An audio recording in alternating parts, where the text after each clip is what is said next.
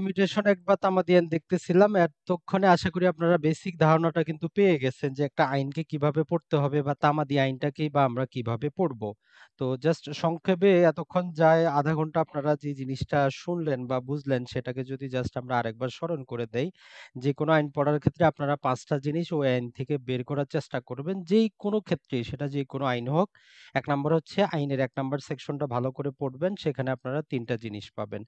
সেই ৩টা জিনিসের মধ্যে ১ম এ হচ্ছে আইনের নামটা পাবেন, দ্বিতীয়ত পাবেন যে আইনটা কোথায় প্রযোজ্য, কোন সম্প্রদায়ের উপর প্রযোজ্য, কোন ভৌগোলিক সীমারেখার উপর প্রযোজ্য। আরেকটা পাবেন আপনারা যে আইনটা কবে থেকে প্রযোজ্য। তো কবে থেকে প্রযোজ্যর ক্ষেত্রে ২ টো ডেট পাবেন। একটা হচ্ছে আইনটার পাশের তারিখ, আরেকটা হচ্ছে আইনটা কবে থেকে কার্যকর সে তারিখ। এই ২ টা তারিখের উপর ভিত্তি করে আইনগুলোকে আমরা ২ ভাবে ভাগ করি। একটাকে বলি আমরা প্রসপেক্টিভ ল, যেটা ভবিষ্যৎ থেকে কার্যকর হচ্ছে। তামাদি আইন তেমন একটি আইন, সেটা হচ্ছে ভবিষ্যৎ থেকে কার্যকর হয়। আরেকটা হচ্ছে আমাদের যখন অতীত থেকে কার্যকর হবে তখন সেটাকে আমরা বলি যে এটা হচ্ছে একটা রেট্রোস্পেক্টিভ ল। তারপরে আপনারা ডেফিনেশন যে ক্লজটা আছে ডেফিনেশন গুলো দেখবেন। এক্ষেত্রে ২ টো জিনিস মনে রাখবেন। যদি ইনক্লুড শব্দ থাকে তাহলে সেই শব্দটার অর্থ অনেক হতে পারে। এজন্য অন্য কোনো আইনের সহায়তা আমরা নিতে পারবো। জেনারেল ক্লজেস অ্যাক্ট এর থেকে সহায়তা নিতে পারবো। আর যদি মিনস থাকে তাহলে আমরা অন্য কোনো দিকে যেতে পারবো না। এখানে যেটা বলা আছে সেটাই আমাদেরকে মেনে নিতে হবে। তারপরে আমরা দেখব আইনের মধ্যে সেভিং আর রিপিল কি আছে, এই আইনটা অন্য কোন আইনকে প্রভাবিত করতেছে কিনা, অন্য কোন আইনকে বাতিল করতেছে কিনা। আরেকটা আমরা যে জিনিসটা দেখব আইনটা কোন প্রকারের আইন, অর্থাৎ এই আইনটা যে প্রস্তুত করার ফলে অন্য সব প্রকার আইনকে বাদ দিচ্ছে কিনা। ওই জন্য বাংলায় লেখা থাকবে, দেখবেন যে আইনের প্রাধান্যতা ইংলিশে ওভাররাইটিং ইফেক্ট লেখা থাকে। সর্বশেষ দেখবেন যে জিনিসটি সেটা হচ্ছে এই আইনের কোন সেকশন সম্পর্কে উচ্চ আদালতের এমন কোন নির্দেশনা আছে কিনা যার কারণে ওই সেকশনটা আপনার পড়ার কোনো প্রয়োজন নাই, যেটা রহিত হয়ে গেছে। তো এই ৫টা জিনিস আপনারা দেখবেন। আর যখনই আপনি লিমিটেশন এক পড়তে যাবেন আমরা বলেছি আপনি ৪ ভাগে ভাগ করবেন। ১ নাম্বার হচ্ছে যে আপনি তামাদি আইনটা কোথায় প্রযোজ্য আর কোথায় প্রযোজ্য না সেই জিনিসটা বের করার চেষ্টা করবেন। তো আমরা আপনাদেরকে বলেছি যে ১ নাম্বার সেকশন বলতেছে তামাদি আইন সারা বাংলাদেশে প্রযোজ্য। সাথে, সাথে যখন আমরা ২৯ নাম্বারে গেলাম সেখানে ৪টা জিনিস পেলাম যে ৪ জায়গায় তামাদি আইনটা প্রযোজ্য হচ্ছে না। চুক্তি আইনের ২৫ ধারায় তামাদি আইন প্রযোজ্য না, বিশেষ আইনে যদি তামাদি থাকে সেখানে প্রযোজ্য না, ডিভোর্স অ্যাক্টে প্রযোজ্য না। আর হচ্ছে আমাদের সর্বশেষ যদি আমরা নিচেরটা দেখি সেটা সম্ভবত জাস্ট এই তো এখন যেমন আমার মনে আসতেছে না, যারাই পড়াশোনা করেন এইরকম কিন্তু মনে আসবে না। কিন্তু আপনি যখন বুঝে পড়বেন তখনই কিন্তু মনে আসবে। আপনি যতই মুখস্থ করেন সেটা কিন্তু মনে থাকবে না। তো সর্বশেষ বলতেছে ইজমেন্ট অ্যাক্ট যেটা আছে, যে অঞ্চলে ইজমেন্ট একটা প্রযোজ্য আছে তামাদি আইনের ২৬-২৭ ধারা প্রযোজ্য না। তো এগুলোর সাথে আমরা আপনাদেরকে মিলিয়ে ১০ ধারা পড়েছি যে ট্রাস্টের ক্ষেত্রে তামাদি আইন প্রযোজ্য না, বিদেশি চুক্তির ক্ষেত্রে বাংলাদেশী আইনটা প্রযোজ্য। তো তাহলে দেখেন আপনি কতগুলা সেকশনকে একসাথে যখন পড়লেন আপনি জাস্ট ৫ মিনিটেই আপনার মধ্যে তামাদি আইনটা কিছুটা হলেও বুঝে আসলো। তো আপনারা যেটা করবেন 1 প্লাস 29 প্লাস 10 প্লাস 11 এটাই জাস্ট লিখে রাখবেন। যখন আপনি ১ নাম্বারটা কাটবেন আপনার যাতে মনে আসে যে এটা কোথায় প্রযোজ্য। যখন আপনি ১০ নাম্বারটা কাটবেন যাতে আপনার মনে আসে যে ১০ নাম্বারে ট্রাস্ট আছে, ১১ নম্বরে বৈদেশিক চুক্তি আছে। এইভাবে আপনি পড়তে হবে। তো যাক আমরা ৬ নাম্বার আলোচনা করতেছিলাম। যেহেতু আলোচনাটা আমাদের কেটে গেছে তো আমরা যেটা করি আমরা নতুনভাবে আবার পড়ার চেষ্টা করি। এখন যদি আপনি তামাদিনে ৩ থেকে ১১ নাম্বার যে সেকশন গুলো আছে, এই সেকশন গুলো আমরা বলি যে এগুলো হচ্ছে এক প্রকারের ব্যতিক্রম। অর্থাৎ তামাদি আইনের যে তফসিল আছে, যে তফসিলি শিডিউল আছে, যে সময় ওই সময়টা বাদ দিয়ে এই ব্যতিক্রম থেকে আমরা সময় বর্ধিত করতে পারবো। তো এজন্য ৬ নাম্বারটা আমরা দেখেছি লিগ্যাল ডিসেবিলিটি। ৩ প্রকারের ব্যক্তি দেখেছি। একজন হচ্ছে নাবালক, একজন হচ্ছে জড়বুদ্ধি সম্পন্ন, একজন হচ্ছে পাগল। ৬ দ্বারা সহজ কথা বলতেছে এরা যখন নাবালক থেকে সাবালক হবে, পাগল থেকে ভালো হবে, জড়বুদ্ধি থেকে একদম সুস্থ হবে, তখন সে মামলা করতে পারবে। তারপরে যদি আমরা সেই ৬ এরই সাবসেকশন দেখি সেখানে বলতেছে এরা যদি এই নাবালক অবস্থায়, এই পাগল অবস্থায়, এই জড়বুদ্ধি অবস্থায় যদি মারা যায়, তাদের যেই উত্তরাধিকারী থাকবে তারা মামলা করতে পারবে। তারপরের সাবসেকশন বলতেছে যে তারাও যদি এই সমস্ত ডিসেবিলিটির অন্তর্ভুক্ত হয় তাহলে তার পরবর্তী প্রজন্ম কি করতে পারবে? এইভাবে মামলা করতে পারবে। এই যে ৬ নাম্বারের লম্বা চড়া এই কথাগুলোই কিন্তু বলতেছে। এখন আমরা ৭ নাম্বারটাও আপনাদেরকে পড়িয়েছি যে এই যদি কোনো একটা মামলা করার জন্য ৩ জন যদি দাবিদার হয় যে ৩ জনই মামলা করতে পারবে, তো তখন দেখতে হবে ৬ ধারা মোতাবেক যতক্ষণ পর্যন্ত তাদের এই ডিসেবিলিটি গুলা না যাচ্ছে মামলার তামাদি স্থগিত থাকবে। এখন এদের মধ্যে নাবালক যে সে যখন ১৮ বছরের সাবালক হলো তখন দেখতে হবে যে তামাদিটা কি চলবে না তামাদি বন্ধ আছে। তো আইন বলতেছে যদি একজন ব্যক্তি একাধিক ব্যক্তি যখন মামলা করার অধিকার রাখে, যখন একজন ব্যক্তি তখনই মামলা করতে পারবে তখনই তার বিপক্ষে তামাদিটা শুরু হবে। যদি বাকি ২ জনের পক্ষে সে যত প্রকার দায়িত্ব আছে, লায়াবিলিটি আছে, যা কিছু আছে সে যদি নিজে থেকে ডিসচার্জ করতে পারে তাহলে তামাদিটা শুরু হবে। আর যদি এটা যদি সম্ভব না হয় তাহলে সবার জন্য তামাদিটা স্থগিত থাকবে। তো এই ৭ এবং ৬ এর সাথে ৮ নাম্বারটা কিন্তু মিলিয়ে সবসময় পড়তে হবে। কারণ যেটা সেটা হচ্ছে ৮ নাম্বারে বলতেছে এই যে ৬ ধারা এবং ৭ ধারার মধ্যে আমরা যত জিনিসগুলা পড়লাম এগুলো কি হবে না প্রিএম্পশন বা অগ্রকয় যেগুলো আছে হক সুপ্পার ক্ষেত্রে প্রযোজ্য হবে না। অর্থাৎ ৬ ধারা ৭ ধারাটা প্রযোজ্য না। তারপর আবার যেটা বলতেছে একজন নাবালক যখন সাবালক হবে জাস্ট একটা উদাহরণ যদি আমরা দেই একটা সম্পত্তি দখল উদ্ধারের তামাদি হচ্ছে আমরা জানি তামাদি আইনের ১৪২ এবং ১৪৪ দুই অনুচ্ছেদেই ১২ বছরের কথা বলা আছে। এখন একজন ব্যক্তি আজ বয়স হচ্ছে আজকে ১ বছর। তাহলে নরমালি সে ১৭ বছর সময় পাচ্ছে সাবালক হওয়ার জন্য। তো ধরলাম আমরা ১৭ বছর অপেক্ষা করলাম, ১৮ বছরে সে সাবালক হবে। এখন কথা হচ্ছে যখন সে ১৮ বছর হইল, তখন সে কয় বছর সময় পাবে? সে কি ১২ বছর সময় পাবে? না আরো কম পাবে? তো এই ৮ নাম্বারটা বলতেছে যে না সর্বোচ্চ এটাতে ৩ বছর সময় দেওয়া যাবে। এই যে ৬ ধারায় আর ৭ ধারায় যে সমস্ত নাবালক, পাগল, জড়বুদ্ধি সম্পন্ন ব্যক্তি এরা যখন এদের এই ডিসেবিলিটি থেকে মুক্ত হবে, সর্বোচ্চ তারা মাত্র ৩ বছর সময় পাবে। চাই তাদের এই যে শিডিউলে যত বছর সময় থাক। তবে এটার ক্ষেত্রে যদিও এই তামাদি আইনে অতটা বিস্তারিত লিখা নাই, সেটা হচ্ছে যদি কোনো মামলার ৩ বছরের বেশি যদি সে তফসিলে সময় থাকে, তাহলে সেটা রিডিউস হয়ে ৩ বছরে চলে আসবে। আর যদি ৩ বছরের কম যদি কোনো মামলার তামাদি হয়, তাহলে যেইটা যদি কোনো মামলায় ২ বছর হয়, সে ২ বছরই সময় পাবে। যদি কোনো মামলা ১ বছর হয়, সে ১ বছরই সময় পাবে।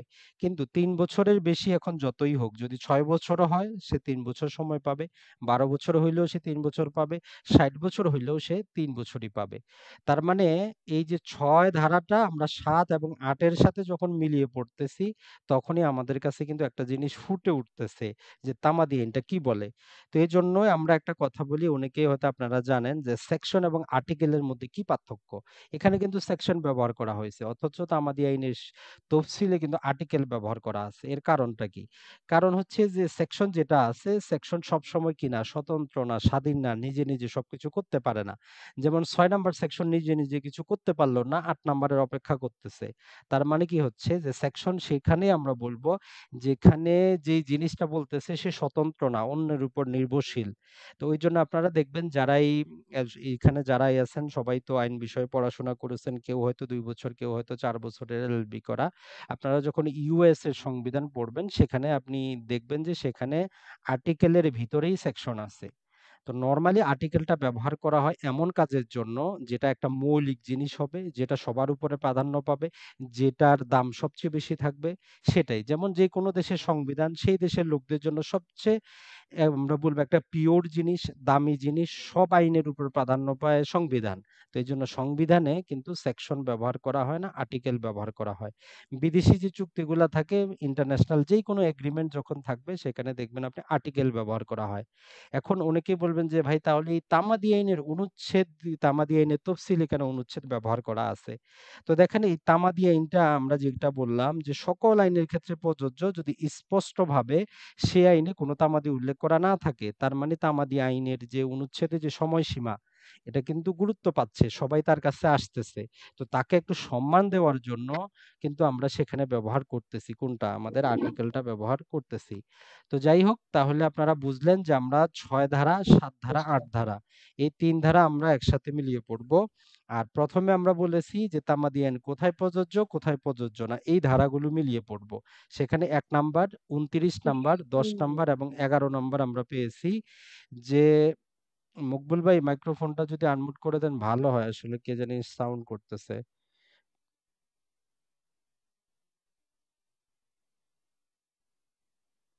তো যাই হোক, আমরা যেটা বললাম, তাহলে আপনি ১ নাম্বার, ২৯ নাম্বার, ১০ নাম্বার এবং ১১ নম্বর এই ৪ টা সেকশনকে একসাথে পড়বেন। ৬, ৭, ৮ এটাকে একসাথে পড়বেন। আর ৯ নাম্বারের ক্ষেত্রে আমরা যে জিনিসটা আপনাকে বলেছি যে ৯ নাম্বারটা একদম স্পষ্ট কথা বলে যে সে যখন একবার শুরু হবে কারো জন্য থামবে না। কোনো প্রকার জিনিস দিয়ে আপনি থামাইতে পারবেন না। তবে যেটা করা হয় যখন সে একবার শুরু হওয়ার আগে স্থগিত থাকে, যেমন নাবালক যতদিন সাবালক না হচ্ছে তার বিরুদ্ধে তামাদি চলতেছে না। অথবা অনেক ক্ষেত্রে আপনি কি করেন, আদালতে সার্টিফাইড কপির জন্য আবেদন করেন, ১০ দিন ২০ দিন যায়। এই সময়টা আপনাকে, এই সময় তামাদি স্থগিত থাকে না। এই সময়টা পরবর্তীতে এড করা হয়। যখন তামাদিটা শেষ হয়ে গেল তখন এড করা হয়। তো এজন্য ২ টা শব্দ আমরা পাই। একটা হচ্ছে প্রেসক্রাইব পিরিয়ড। প্রেসক্রাইব পিরিয়ড মানে তামাদির তফসিলে যে সময়সীমা আছে সেটা কিন্তু না। যে ধরেন আপনি একটা মামলা করবেন, মামলার তামাদি হচ্ছে ১ বছর। তো এইটা হচ্ছে তফসিলে উল্লেখিত সময় মামলা করার। কিন্তু প্রেসক্রাইব পিরিয়ডটা যখন আপনি হিসাব করতে যাবেন এটা ৪ বছরও হইতে পারে। এটা ১০ বছরও হইতে পারে। কারণ কি? তখন এই যে তামাদি আইনের বিভিন্ন যে ব্যতিক্রমগুলো আছে এগুলো যখন আমরা যুক্ত করব, যে কতদিন পর্যন্ত তার বিরুদ্ধে তামাদিটা চলে নাই, কতদিন পর্যন্ত সে বিভিন্ন আইনের যে ধারাগুলার মধ্যে সুযোগ পাইল। তো এই ২ টা জিনিস যখন আমরা একসাথে করব তখন আমরা পাচ্ছি আমাদের প্রেসক্রাইব পিরিয়ড। আর আপনাকে মামলা করতে হয় তামাদি আইনের শিডিউলে যে সময় আছে সেই সময় মোতাবেক না। যদি প্রেসক্রাইব পিরিয়ডে আপনি আদালতে মামলা না করেন তখনই তামাদি আইনের ৩ ধারা মোতাবেক কি হয়, মামলাটা খারিজ হয়ে যায়। যদিও আমরা সহজে বুঝি যে তফসিলে উল্লেখিত সময়ে যদি আপনি মামলা না করেন খারিজ হবে, বিষয়টা এমন না। প্রেসক্রাইব পিরিয়ডে যদি আপনি মামলা না করেন, অর্থাৎ একজন ব্যক্তি নাবালক ছিল, সে ১৭ বছরে সাবালক হইল, তাহলে এই ১৭ বছর সময় কিন্তু তফসিলে নাই। তফসিলে ধরলাম আমরা ১২ বছর আছে। তার মানেটা কি হচ্ছে, এই যে ১৭ বছর সময় এইটা এবং তামাদি আইনের তফসিলে ১২ বছর থেকে ৮ নম্বরে আমরা কি করলাম, কাটে ৩ বছর পাইলাম। তাহলে ১৭ আর ৩ টোটাল সময় পাচ্ছি আমরা মোটামুটি, যদি আমরা বলি, প্রায় ২০ বছর। এই ২০ বছর সময় হচ্ছে প্রেসক্রাইব পিরিয়ড। এখন আপনি যদি এই প্রেসক্রাইব পিরিয়ডের পরে যদি আসেন তখন তামাদি আইনের ৩ ধারা মোতাবেক বিচারক যেটা করবেন, আপনার যেই সুট আছে, আপিল আছে, অ্যাপ্লিকেশন আছে সেটাকে বাতিল করে দিবেন। তো আশা করি এটা, এই টেকনিক্যাল জিনিসটা একটু মনে রাখবেন যে তামাদি আইনের শিডিউলে উল্লেখিত সময়ে মামলা না করলে আপনারটা বাতিল হবে এমন না। শিডিউলে উল্লেখিত সময় এবং তামাদি আইনের যে ৪ থেকে ২৫ নাম্বার সেকশনে যত প্রকার ক্যালকুলেশন করে বাদ দেওয়া যায়, সময় যুক্ত করা যায়, এগুলো একসাথে করার পরে আপনি পান প্রেসক্রাইব পিরিয়ড। আপনাকে মামলা করতে হয় প্রেসক্রাইব পিরিয়ডের মধ্যে। প্রেসক্রাইব পিরিয়ড যদি অতিক্রম করে তখনই বিচারক মামলাটা আপনার ডিসমিস করবে। যদিও বাস্তব প্র্যাকটিসে কিন্তু ডিসমিস করা হয় না। তো যাক, এই ৩ ধারা বুঝার আগে আপনাকে আরেকটা জিনিস বুঝতে হবে যে আমাদের সংসদে যখন একটা আইন পাস করে, আইনের মধ্যে বিচারক বলেন, আদালত বলেন, তাদেরকে ৩ প্রকারের ক্ষমতা দেয়। এক প্রকারের ক্ষমতা হচ্ছে ম্যান্ডেটরি, যে যেটা বলা আছে সেটা বিচারক করতে বাধ্য, সে এর বাইরে যেতে পারবে না।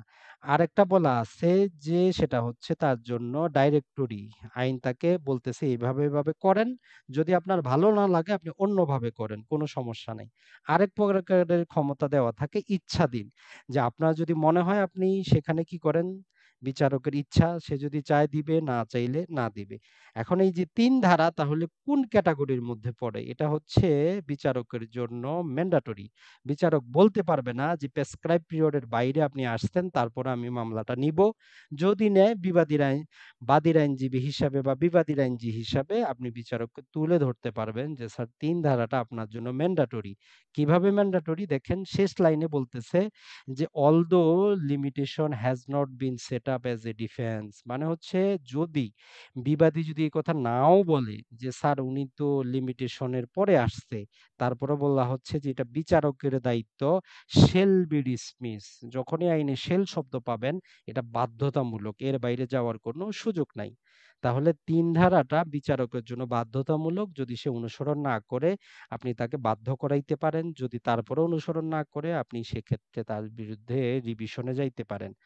তাই আপনারা ৩ ধারা যখনই পড়বেন এই জিনিসটা মাথায় রাখবেন যে ৩ ধারা আমরা প্রেসক্রাইব পিরিয়ডটা বুঝবো, তফসিলে উল্লেখিত সময়, এবং তামাদি আইনে যত প্রকার আমরা এক্সক্লুশন, এক্সেপশন পাবো, ২ টাকে হিসাব করার পর যে সময়সীমা আসবে, সে সময়সীমার পরে যদি আমরা যাই তখনই ৩ ধারা প্রযোজ্য হবে। আর এক্ষেত্রে টেকনিক্যাল যে জিনিসটা সেটা হচ্ছে যে এটা হচ্ছে একটা জেনারেল সেকশন। এক্ষেত্রে বলা হচ্ছে স্যুট, আপিল এবং অ্যাপ্লিকেশন। ৩ টা জিনিস বলা আছে। এই ৩ টা জিনিস আর ৩ ধারার ব্যতিক্রম হচ্ছে ৫ ধারা, যেটা আমরা অনেকেই জানি অলরেডি, হয়তো যারা যেহেতু অনেকেই এখানে আছেন, যে ৩ ধারার ব্যতিক্রম হচ্ছে ৫ ধারা। তবে এক্ষেত্রে আর যে জিনিসটি মনে রাখতে হবে সেটা হচ্ছে যে ৩ ধারার ক্ষেত্রে স্যুটের কথা বলা আছে, অর্থাৎ দেওয়ানি যে মামলাটা আমরা দাখিল করি সেটার কথা বলা আছে। ৫ ধারায় কিন্তু সেই কথাটা বলা নাই।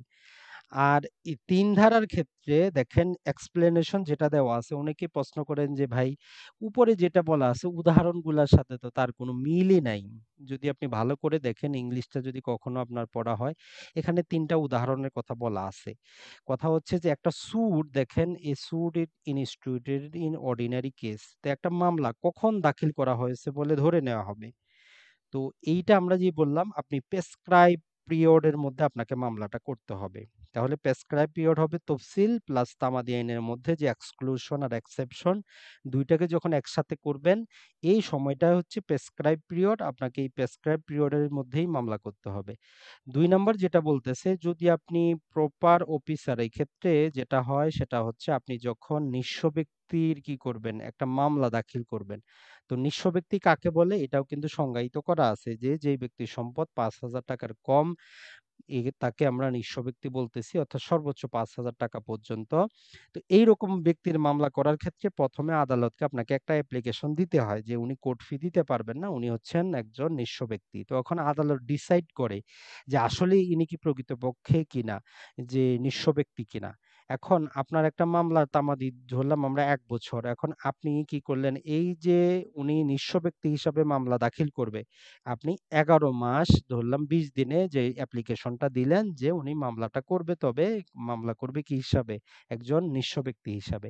এখন আদালত এটা ডিসাইড করতে ৬ মাস নিয়ে নিল। তো নিয়ে নেওয়ার কি হলো? ১ বছর সময় তো চলে গেল। এখন উনি যখন মামলা করবে, তখন ৩ ধারায় কি তার মামলাটা বাতিল হবে কিনা? তো এক্সপ্লেনেশন এ বলতেছে যে না, ধরে নেওয়া হবে তার মামলাটা সেই দিনই করা হইছে যেই দিন সে একজন নিঃস্ব ব্যক্তি হিসাবে মামলা করার জন্য অ্যাপ্লিকেশন দিছিল যে আমি নিঃস্ব হিসাবে মামলা করতে চাই। তারপরের যেই অংশটুকু আছে এখানে বলা হচ্ছে, যখন যেমন বাংলাদেশে বর্তমানে ইভেলি, অরেঞ্জ যে কোম্পানিগুলো আছে, এদের সম্পদ বাজেয়াপ্ত করা হচ্ছে। তো এই কোনো সম্পদ বা কোম্পানি যদি দেউলিয়া ঘোষণা করা হয়, তখন যেটা করে হাইকোর্ট যেটা করে, সেখানে একজন লিকুইডেটর নিযুক্ত করে। ওই কথাটাই বলা আছে। তো এই লিকুইডেটরের কাছে যারা টাকা পাবে বা যাদের টাকা দেওয়া হবে, এদের হিসাব নিকাশ সবকিছু দেওয়া থাকে। তো ধরলাম আপনি কোম্পানির কাছে টাকা পাবেন ১০ লাখ। তো আপনি সেই লিকুইডেটরের কাছে কি করলেন, আপনি একটা অ্যাপ্লিকেশন দিলেন। তো এটা ডিসাইড করতে উনি কি করলো, ৩ বছরের উপরে সময় নিয়ে নিল, ধরলাম ৪ বছর সময় নিল। তো আপনি জানেন যে কোনো ঋণের বা অন্য কিছুর মামলার তামাদি ৩ বছর। তো আপনি যদি তখন আদালতে মামলা করতে যান যে না, আমাকে পর্যাপ্ত ক্ষতিপূরণ দেওয়া হয় নাই বা আমার ক্ষতিপূরণ দেওয়া হয় নাই, তো সেক্ষেত্রে আপনি কোনটাকে ধরবেন? বলতেছে যেই দিন উনি ওই যে লিকুইডেটরের কাছে অ্যাপ্লিকেশনটা দিয়েছিল, সেই দিনই আমরা ধরে নিব মামলাটা দাখিল করা হয়েছে। তো আসলে আমি নিজে মনে করি যে আসলে তামাদিহীনের এই ক্ষেত্রে যে ৩ টা উদাহরণ দেওয়া আছে, এগুলা মানে খুবই একটা, আমরা যেটা কঠিন একটা জিনিস কিন্তু বুঝা। নরমালি সহজভাবে আপনি ১০-১২ যদি পড়েন, এই এক্সপ্লেনেশনটা কিন্তু বুঝে আসবে না। তার মানে এক্সপ্লেনেশন বলতেছে কখন একটা মামলা দাখিল করেছেন বলে ধরে নেওয়া হবে। সহজ কথায় হচ্ছে, যেই দিন আপনি আদালতের কাছে অ্যাপ্লিকেশন দিল একজন নিঃস্ব ব্যক্তি, যে আমি মামলা করব, আমার কাছে টাকা পয়সা নাই, ধরবো আমরা সেই দিনই উনি মামলা করছেন। যেই দিন আপনি লিকুইডেটরের কাছে আপনি কত টাকা পাবেন আবেদন করছেন, আমরা ধরে নিব আপনি সেই দিনই মামলা করছেন, তার মানে আপনারটা তামাদিতে বারিত হবে না। আর বাকি যেইটা আছে ৩ নাম্বারের ব্যতিক্রম হচ্ছে ৫ নাম্বার। আর সাথে ৪ নাম্বার যে সেকশন, এটা আসলে পড়ানোর কিছুই নেই। এটার ক্ষেত্রে জাস্ট ২ টা জিনিস মনে রাখবেন। একটা হচ্ছে যে ৪ নাম্বারটা সবার ক্ষেত্রে প্রযোজ্য। স্যুট, আপিল, অ্যাপ্লিকেশন যা কিছু আছে সবার ক্ষেত্রে প্রযোজ্য। আর এক্ষেত্রে আপনাকে বুঝতে হবে কোর্ট জিনিসটা কি। তো মনে রাখবেন, এই যে বড়, বড় উঁচু বিল্ডিং, এগুলো কিন্তু কোর্ট না। কোর্ট হচ্ছে একটা অথরিটির নাম। কোর্ট হচ্ছে একটা ফোরামের নাম। যদি বিচারক যদি গাছতলায় বসেও যদি কোনো মামলা শুনে, সেটাই কিন্তু একটা কোর্ট। তাই এই কোর্ট, এই যে সুপ্রিম কোর্ট বা হাই কোর্ট, জেলা কোর্ট, এগুলোর দরজা বন্ধ থাকা মানে কিন্তু কোর্ট কিন্তু বন্ধ না। আপনাকে খোঁজ নিতে হবে যে আসলে মামলা আপনি যে দাখিল করবেন সেই কোর্টটা চালু আছে কিনা। এখন কোর্ট কি? আমরা আবারও বলতেছি, কোর্ট হচ্ছে একটা অথরিটির নাম। কোনো বিল্ডিং, কোনো প্রাসাদের নাম কোর্ট না। কোনো দরজা বন্ধ থাকার মানে এই না আদালত বন্ধ আছে। হয়তো কোনো দেখবেন আপনি আদালতে কাজ চলতেছে, দরজা মেরামত হচ্ছে। তার মানে কি ওইদিন আদালতটা বন্ধ? আপনি ৪ ধারার ওইদিন সুবিধা নিতে পারবেন না। একজন আইনজীবী হিসেবে আপনাকে বুঝতে হবে কোর্ট জিনিসটা কি? কোর্ট হচ্ছে একটা অথরিটির নাম, একটা ফোরামের নাম। রাত ১০টা, ১২টা একটাই নেই। যেকোনো সময় যেকোনো জায়গায় কোর্ট বসতে পারে। হয়তো আপনারা অনেকেই জানেন রাত ২টায় যে বিচারকের বাসায়ও কোর্ট বসে। তো তাহলে সেটা কি? সেটাই এই যে আমরা যখন কোর্ট জিনিসটাকে প্রপারলি বুঝবো যে কোর্ট হচ্ছে একটা অথরিটি, সেটা যেকোনো জায়গায় বসতে পারে, তখন কিন্তু আপনি বুঝবেন। তো ৪ ধারা বলতেছে যদি আপনি শেষ দিন মামলা করতে যান, যদি আদালত যদি বন্ধ থাকে, কোর্ট যদি বন্ধ থাকে, ছুটি থাকে, তাহলে পরের যেই দিন ২ দিন পরে খুলুক, ৪ দিন পরে খুলুক, ১০ বছর পরে খুলুক, যেই দিন আদালত রিওপেন হবে। তো রিওপেন কোনটা হয়? যেটা একবার বন্ধ হয় সেটাই রিওপেন হয়। অর্থাৎ যেই দিন সে খুলবে সেই দিন আপনি মামলাটা দাখিল করতে পারবেন। বিচারক আপনাকে জিজ্ঞেস করতে পারবে না যে আপনি ২ দিন আগে কেন আসেন নাই? আপনি জানতেন যে শেষ দিন শুক্রবার। তারপরেও কেন আপনি বৃহস্পতিবারে মামলা করলেন না? এটা বিচারক আপনাকে বলতে পারবে না। কারণ হচ্ছে প্রেসক্রাইব পিরিয়ড যেটা আছে সেটাতে মামলা করা আপনার অধিকার। আপনি চাইলে ১ম দিন মামলা করতে পারেন। আপনি চাইলে ১২ বছরের শেষ দিন ১১ বছর ২৯ দিনে যেয়ে আপনি মামলা করতে পারবেন। বিচারক বা আইন আদালত আপনাকে বলতে পারবে না যে আপনি এত বছর পরে কেন আসলেন যদি আপনি প্রেসক্রাইব পিরিয়ড এ যান। তাহলে ৪ ধারা হচ্ছে আমাদের কোর্ট যদি বন্ধ থাকে আমরা কি করব সে বিষয়ে। আর ৫ নাম্বার ধারাটার ক্ষেত্রে জাস্ট একটা জিনিস মনে রাখলেই চলবে। ৫ নাম্বার ধারা সুটের ক্ষেত্রে প্রযোজ্য না। অর্থাৎ দেওয়ানি মূল মামলা দায়েরের ক্ষেত্রে প্রযোজ্য না। অর্থাৎ বিচারক চাইলেও দেওয়ানি সুট যখন সেই মামলার প্রেসক্রাইব পিরিয়ড চলে যাবে, আপনি যত প্রকার অ্যাপ্লিকেশনই দেন, বিচারকের ক্ষমতা নাই। সে আপনাকে দেওয়ানি মূল মামলা যখন তামাদি হবে সেটা গ্রহণ করতে পারবে না। কোনটা গ্রহণ করতে পারবে? সে আপিল গ্রহণ করতে পারবে, অ্যাপ্লিকেশন গ্রহণ করতে পারবে, রিভিশন করতে পারবে, রিভিউ ফর জাজমেন্ট এর জন্য সে নিতে পারবে, লিভ টু আপিল করতে পারবে।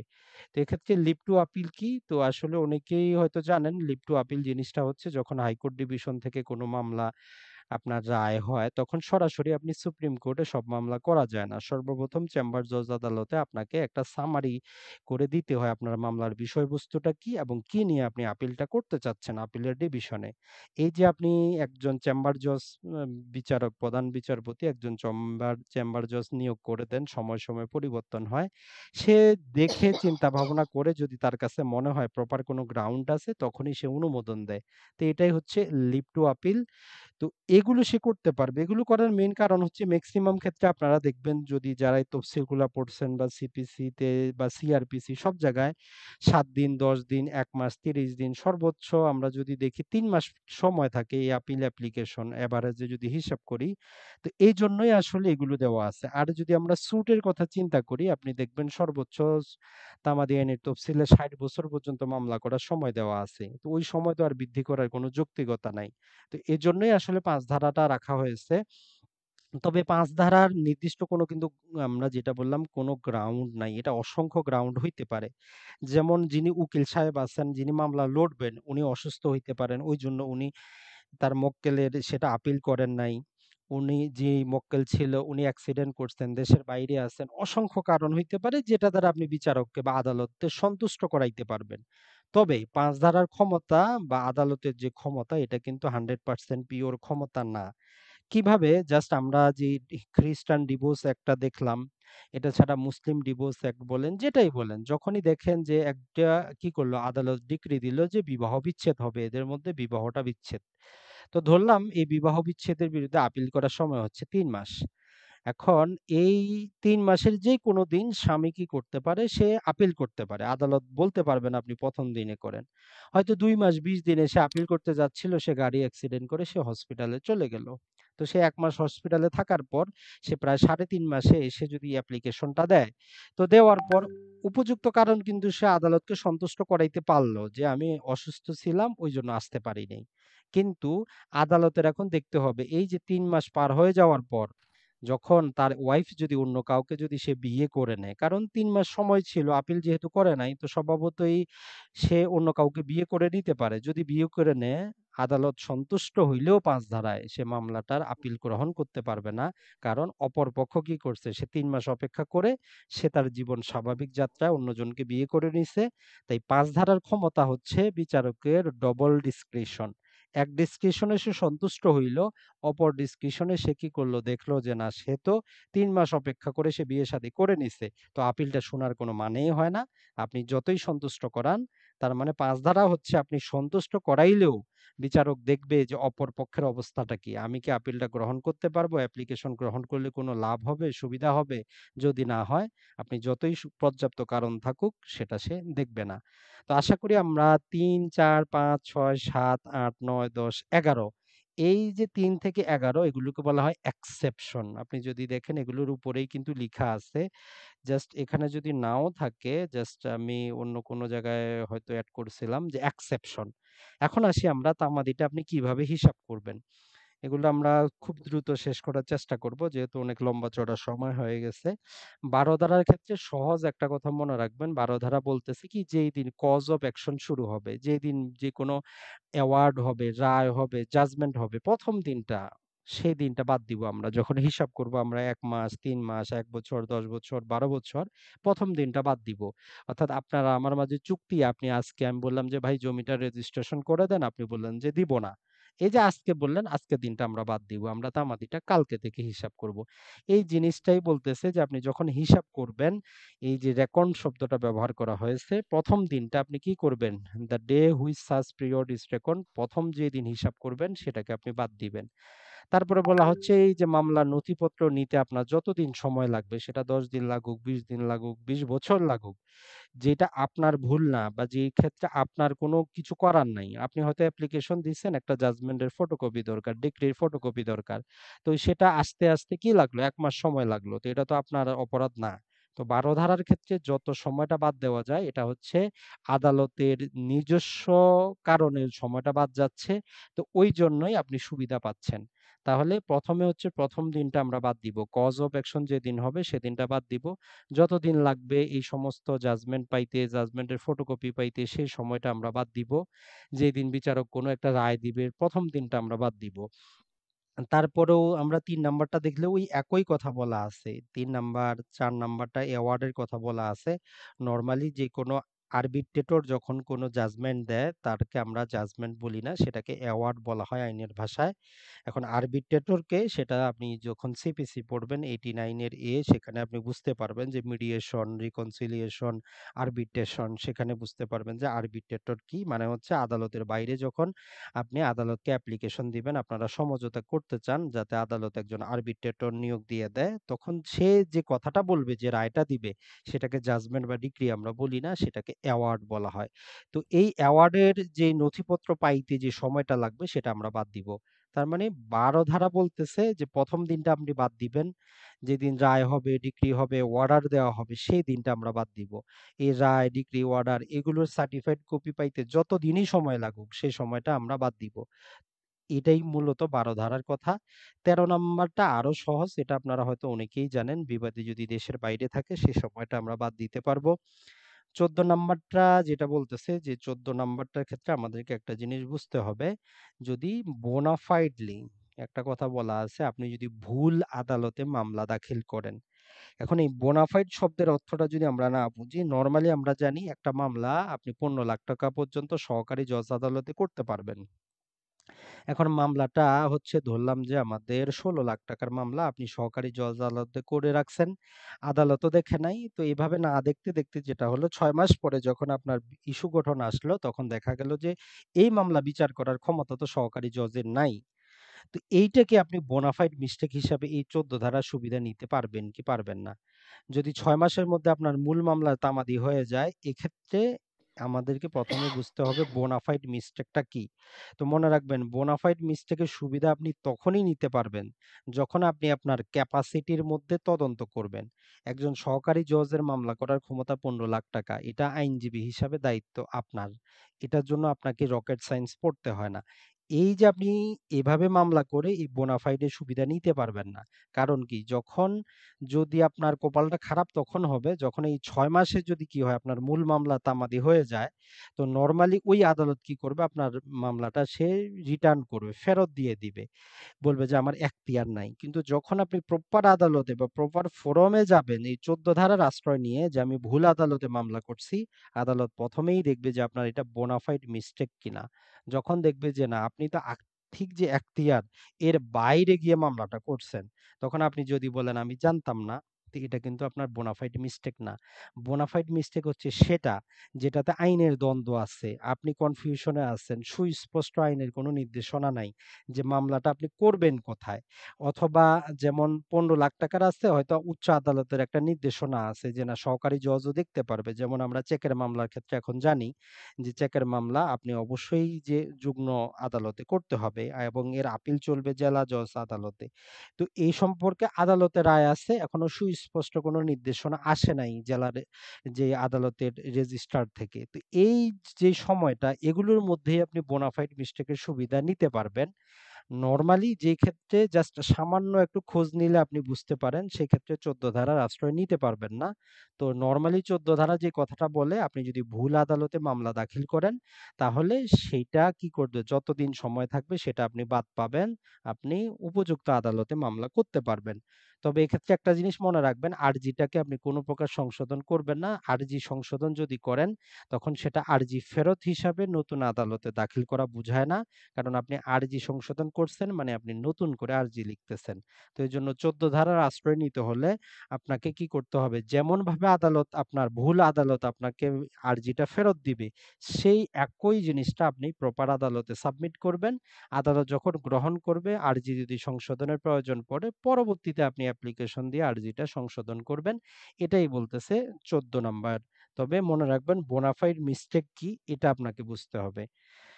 তারপরে যদি আমরা চলে যাই, এগুলো সব হচ্ছে সময়টা কিভাবে বাদ দিবেন যে আদালতে যে সময়টা কি থাকবে সাসপেন্ড করা থাকবে ওই সময়টা আমরা বাদ দিতে পারবো। এটাতে বোঝার কিছুই নাই। যদি কোনো আদালত যে করা থাকে, সাসপেন্ড করা থাকে যে আজকে ৬ মাস পর্যন্ত এটা সাসপেন্ড থাকবে। তো এই ৬ মাস আমরা সময় পাবো। শেষে দিয়ে আমাদের যুক্ত হবে। তারপরে বলা হচ্ছে যে নিলাম যেগুলো হয় নিলাম কার্যকরের জন্য আমরা যদি কোনো সেল ডিডকে সেট অ্যাসাইড করতে চাই, নিলাম জারিটা বন্ধ রাখতে চাই, তাহলে এই যে এই সিদ্ধান্ত নেওয়ার জন্য যতদিন আদালত সময় নিবে সেই ততদিন আমরা ডিক্রি জারি থেকে বাদ দিতে পারবো। নরমালি আমরা জানি ডিক্রি জারির সময় হচ্ছে ১২ বছর। এখন যদি কোনো আদালতে ৬ বছর গিয়ে এরকম এটা সাসপেন্ডই করা থাকে, তাহলে আপনি ডিক্রি জারির ক্ষেত্রে টোটাল ৬ বছর সময় পাচ্ছেন।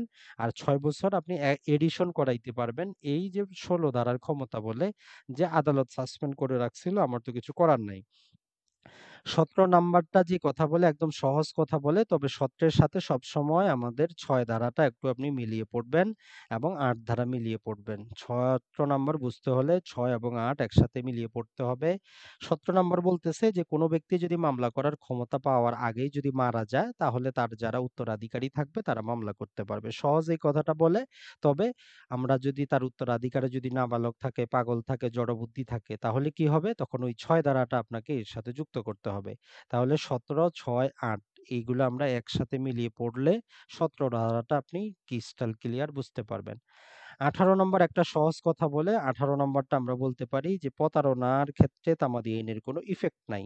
মানে হচ্ছে কেউ যদি কাউকে প্রতারণা করে কোনো দলিল লুকিয়ে নানা প্রকার কিছু করে যদি সে যদি না জানে যে তার বিরুদ্ধে একটা প্রতারণা করা হয়েছে তাহলে সে যেই দিন কি হবে যেমন একটা জাল দলিল আপনার বিরুদ্ধে যদি আজ থেকে ৩০ বছর আগে একটা জাল দলিল তৈরি করা হয় আপনি যদি আজকে জানতে পারেন আজকে থেকে আপনি কি পাবেন সময় পাবেন ৯২ অনুচ্ছেদে এবং ৯৩ অনুচ্ছেদে আপনি ৩ বছর সময় পাবেন ওই দলিলটা বাতিল করার জন্য।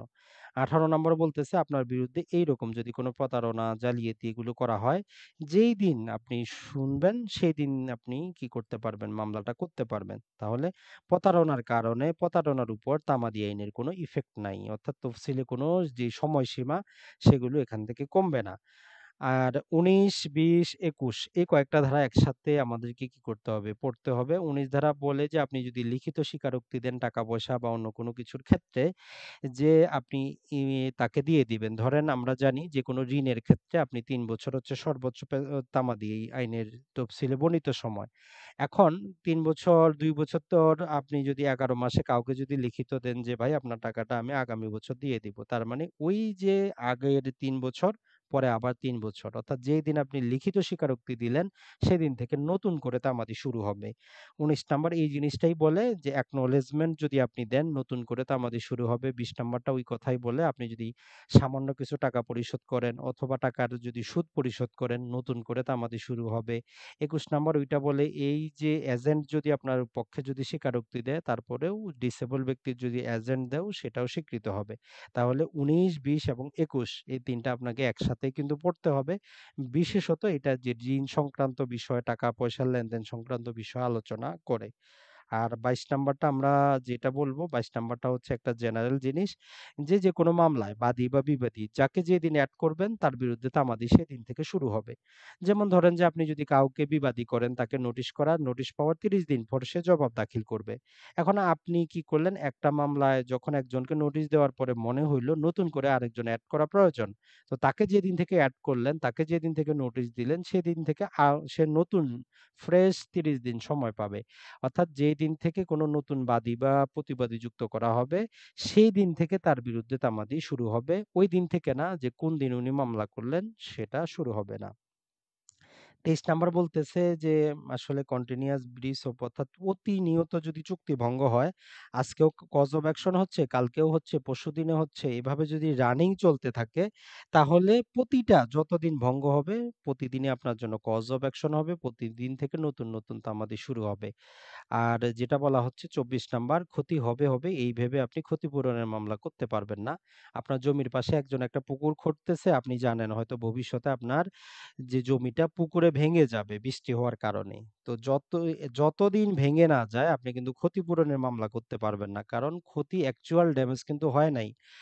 হবে এই ভেবে মামলা করা যাবে না। ২৪ ধারা এটাই রেস্ট্রিকশন দিচ্ছে। আর ২৫ ধারা বলতেছে যাই কিছু আমরা হিসাব করলাম এই যে এক্সক্লুশন এগুলো আমরা হিসাব করব গ্রেগরীয় ক্যালেন্ডার অনুযায়ী। অর্থাৎ ইংরেজি মাস অনুযায়ী ১ মাস, ৩ মাস, ১২ বছর এগুলো হিসাব করব। আমরা বাংলা মাস হিসাবে বা আরবি মাস হিসাবে নেটিভ যদি আপনার কোনো ক্যালেন্ডার থাকে, ওই ক্যালেন্ডার হিসাবে আমরা হিসাব করলে হবে না। এটাই বলতেছে আমাদের ২৫ ধারা। তো যাক আমরা মোটামুটি ৩ টা জিনিস শেষ করলাম।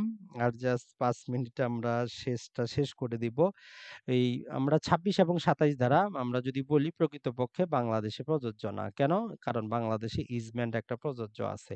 তারপরেও এখানে যা বলা আছে একই জিনিসটা ইজমেন্ট অ্যাক্টে বলা আছে। তো এক্ষেত্রে এখানে আপনারা ৪ টা জিনিস পাবেন। আলো পাবেন, বাতাস পাবেন, আরেকটু যদি আমরা যাই রাইট টু ওয়ে পাবেন অর্থাৎ চলাচলের রাস্তা পাবেন।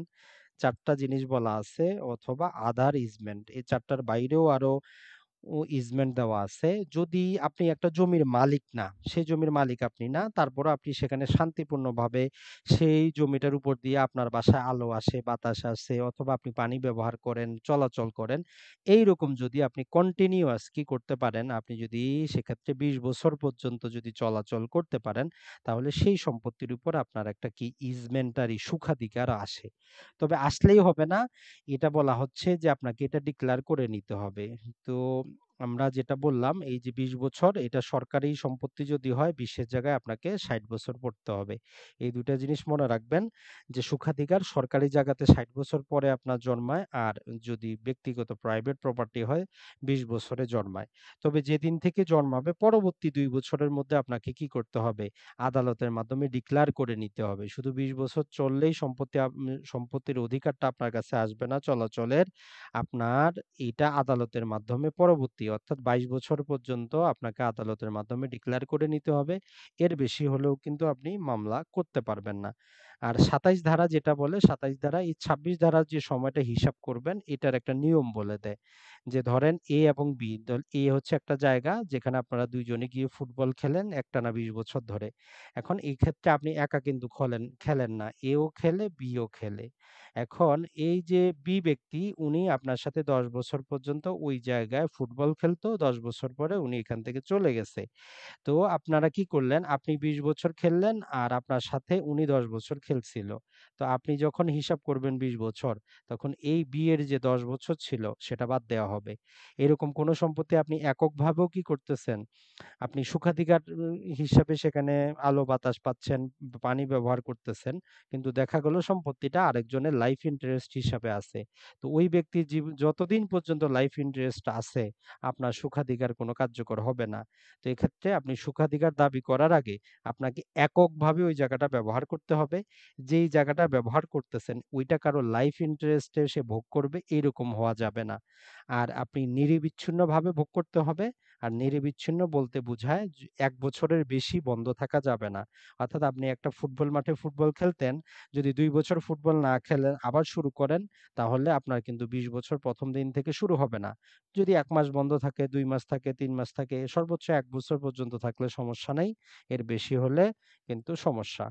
তো সর্বশেষ যে ধারাটা সেটা ২৮ ধারা। এটার মধ্যে কিছুই বলা নাই, ২ লাইনই বলা আছে। তবে ২৮ ধারা কিন্তু তামাদি আইনের সব ধারা থেকে ব্যতিক্রম। যারা এই বিভিন্ন পরীক্ষা দিয়েছেন তারা জানেন তামাদি আইন হচ্ছে একটা পদ্ধতিগত আইন। তবে আসলে প্রকৃতপক্ষে তামাদি আইন হচ্ছে একটা মিশ্র বা হাইব্রিড আইন। ২৮ ধারা কি করে আপনাকে? তা ২৮ ধারা আপনার সম্পত্তির অধিকার বিলুপ্ত করে দেয়। ২৬ ধারা কি করে? আপনার সম্পত্তির উপর আরেকজনের সুখাধিকার দেয়। তাহলে একটা পদ্ধতিগত আইন কি করে আরেকজনের অধিকারটা ক্ষুণ্ণ করে? তো এর জন্য প্রকৃতপক্ষে যদি আমরা হিসাব করি, তামাদি আইন আসলে হচ্ছে কি? তামাদি আইন এক প্রকারের হাইব্রিড বা মিশ্র আইন, যেটার মধ্যে উভয়টা মিশ্রিত আছে। যেখানে পদ্ধতিও আলোচনা করে, যেখানে একজনের সম্পত্তির অধিকারও বিলুপ্ত করে দেয়। কিন্তু যেহেতু এখন আমাদের বাংলাদেশে ধরেই নেওয়া হয় এটা পদ্ধতিগত আইন, তো যারা এই পরীক্ষা দিবেন পদ্ধতিগত আইনই লিখবেন, মিশ্র বা হাইব্রিড আইন কিন্তু আপনারা অপশনেই পাবেন না। তো দেখেন ২৮ দ্বারা কি বলতেছে যে এক্ষেত্রে ২ টা শব্দ বলে যদি আপনি কোনো সম্পত্তি দখল লাভের অধিকারী হন, আপনি যদি মামলা যদি না করেন নির্দিষ্ট সময়ের মধ্যে, তাহলে সেই সম্পত্তিতে আপনার অধিকারটাই চলে যাবে। সেই সম্পত্তির মালিকানাই আপনার থাকবে না। নরমালি টোটাল তামাদি আইন কি করে? টোটাল তামাদি আইন আপনার যেটা করে, যে কোনো দাবি আদায়ের যে সময় সেটা নির্ধারণ করে দেয়। এই নির্ধারিত সময়ের পরে আপনি আদালতের মাধ্যমে সেই জিনিসটা আর করতে পারেন না। আপনার কি টাকার দাবিটা কিন্তু সে কি করে না? ক্ষুণ্ণ করে না। একটা উদাহরণ দিলে সহজভাবে বুঝবেন যে আপনি আমার কাছে ৩,০০,০০০ টাকা পান। তো ৩ বছরের মধ্যে আপনি মামলা করেন নাই। তো মামলা না করার কারণে যেটা হলো সেটা হচ্ছে তামাদি হয়ে গেল। তো আমি যেটা করলাম ভুলবশত হোক বা জানে শুনে হোক না জানে হোক আপনাকে আমি ৳১,০০,০০০ দিয়ে দিলাম। তো আমার এক ফ্রেন্ডের সাথে যখন দেখা হইলো তাকে আমি বললাম যে, "আমাতে এত টাকা ঋণ আছে, ৳১,০০,০০০ দিছি আরো ৳2,০০,০০০ দিতে হবে।" তো সে বলল, "ঋণটা কবে নিলা? কি জন্য নিলা?" তখন যখন বললাম যে, "৪-৫ বছর আগে নিছি, এখন মাত্র ৳১,০০,০০০ দিলাম।" সে যদি তামাদি আইন জানে সে বলবে যে, "তোমার এটা তো তামাদি হইছে, তোমার টাকা দেওয়া তো দরকার নাই।" তাই আমি যে ৳১,০০,০০০ আপনাকে দিলাম সেটাকে আমি এখন আদালতে মামলা করে বলতে পারবো আমার টাকা আমাকে রিটার্ন দেওয়া হোক? তামাদি আইন বলতেছে যে না। আপনি যেটা দিয়ে দিছেন তার অধিকার কিন্তু ছিল। কিন্তু ২৮ ধারা হচ্ছে তার ব্যতিক্রম। ২৮ ধারা বলতেছে না, আপনি ১২ বছরের মধ্যে যেহেতু মামলাটা করেন নাই, তার মানে আপনি আপনার অধিকার সম্পর্কে সচেতন না। আপনার যে সম্পত্তি সেটা অন্যজন দখলে আছে, অ্যাডভান্স পজিশন হিসাবে আছে। তো প্রেসক্রাইবলি সে মালিকানা অর্জন করছে। এটাই বলতেছে। তো এই ২৮ ধারাটা সম্পূর্ণ ব্যতিক্রম। তো যাক আমরা মোটামুটি আজকে অনেক লম্বা চড়া কথা বললাম। আর যে শিডিউলটা আছে শিডিউলে যে সময়সীমা দেওয়া আছে এটা তো ৩ ভাগে বিভক্ত আপনারা জানেনই। তো সেটা আপনারা পড়ে নিবেন। তবে সবচেয়ে গুরুত্বপূর্ণ কয়েকটা যেগুলো না জানলেই নয় আমি মনে করি। সেটা হচ্ছে আপনার জন্য ৯১, ৯২, ৯৬ তার মধ্যে ১১০, ১৪৪, ১৪২ যেগুলো আমাদের স্পেসিফিক রিলিফ ট্যাক্ট এর সাথে সম্পর্কযুক্ত। মনে রাখবেন তামাদি আইনের তফসিলে ১৮৩ টা আপনি জীবনেও মনে রাখতে পারবেন না যেভাবেই পড়েন। আপনি এগুলোর সাথে মিলাবেন কোনটা। স্পেসিফিক রিলিফ ট্যাক্টে আপনাকে কোনটার ক্ষমতা দিচ্ছে। তো দেখেন এই যে ৯৬ ধারায় যখনই আপনি স্পেসিফিক রিলিফ ট্যাক্টের ৩১ ধারায় কি করবেন? দলিল সংশোধনের মামলা করবেন, ইনস্ট্রুমেন্ট রেকটিফাই করবেন, তখন কিন্তু এই তামাদি আইনের ৯৬ ধারা প্রযোজ্য। যে ভুলের জন্য কতদিন সময়? ৩ বছর সময়। যখন আপনি কি করবেন? একটা দলিল বাতিলের মামলা করবেন তামাদি আইনের ৩৯ ধারায়, তখন ৯১ আর ৯২ প্রযোজ্য। যে আপনি যেদিন থেকে জানতে পারলেন অথবা যেদিন থেকে আপনার বিরুদ্ধে ব্যবহার করা হয়েছে। তার মানে ৯১, ৯২ এবং হচ্ছে ৯৬, এই ৩ টা যেই আপনার সময়সীমা সেগুলো অবশ্যই মনে রাখবেন। এর পাশাপাশি ১১০ একটা আপনারা অনুচ্ছেদ পাবেন। ১১০ এটা কিন্তু খুবই গুরুত্বপূর্ণ। যেমন আমরা জমির খাজনা সংক্রান্ত বিষয় জানি, বকেয়া সংক্রান্ত সরকারি দাবি আদায় আইন বলে একটা আইন আপনারা এলএলবি তে পড়েছেন, পিডিআর অ্যাক্ট। যে সরকারি দাবিগুলো সরকার ৩ বছরের বেশি হইলে কিন্তু কি করতে পারে না, দাবি করতে পারে না। অর্থাৎ খাজনা আদায়ের তামাদিকাল কিন্তু ১১০ ধারা অনুযায়ী কত হচ্ছে আমাদের, জাস্ট ৩ বছরই হচ্ছে। এর বাইরে যদি আমরা চলে যাই ১২০ এ আরেকটা গুরুত্বপূর্ণ কথা বলা আছে। যদি এমন কোনো মামলা আপনি কি পান, এখানে বলা আছে যেগুলোর তামাদি আইনে কি নাই, কোনো তামাদি উল্লেখ করা নাই, বলা হচ্ছে এটা ৬ বছর হবে, 6 ইয়ার। আর সর্বশেষ আমরা ১৪২ এবং ১৪৪, এই যে কয়েকটা না জানলেই নয়। আর বাকি যারা সময় পাবেন, যারা প্রস্তুতি নিবেন তারা তো সবকিছুই পড়বেন। জাস্ট এই ক্ষেত্রে দেখেন ১৪২ টা হচ্ছে যে যদি আপনি কোনো সম্পত্তি দখলে থাকেন, যখন আপনাকে সেই দখল থেকে বেদখল করা হবে সেই দিন থেকে ১২ বছর। আর ১৪৪ বলতেছে আপনি দখল লাভের অধিকারী যেদিন হবেন সেদিন থেকে ১২ বছর। ২ টা কিন্তু ২ রকম কথা বলে। আপনি দখলে ছিলেন, কেউ উচ্ছেদ করে দিছে, সেদিন থেকে আপনার ১২ বছর। আপনি দখল লাভের অধিকারী হইলেন, আপনি সেদিন থেকে দখলের মামলা করবেন ১৪৪ এর অধীনে ১২ বছর। তো যাক, আশা করি আপনারা মোটামুটি এই যে লম্বা চওড়া তামাদি আইন